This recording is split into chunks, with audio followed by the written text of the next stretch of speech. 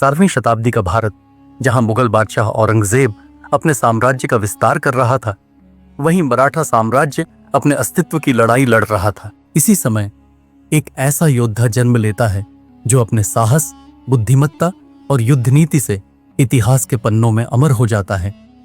छत्रपति संभाजी महाराज।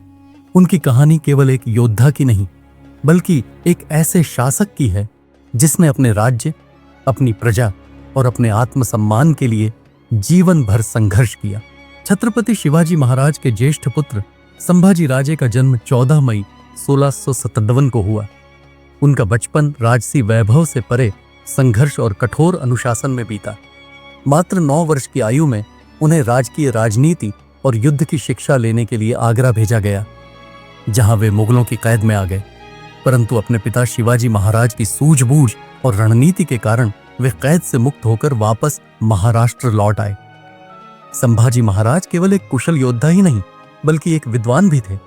वे संस्कृत, मराठी, हिंदी, फारसी और अन्य भाषाओं में निपुण थे। उनकी रुचि शास्त्रों और काव्य में थी, लेकिन नियति ने उन्हें एक योद्धा बनने के लिए चुना था। जब 1680 में शिवाजी महाराज का देहांत हुआ तो मराठा साम्राज्य के सिंहासन पर अधिकार को लेकर संघर्ष छिड़ गया।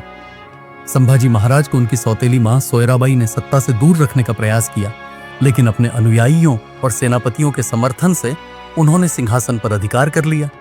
यह दौर उनके लिए आसान नहीं था, क्योंकि उन्हें न केवल मुगलों से बल्कि अपनों से भी संघर्ष करना पड़ा।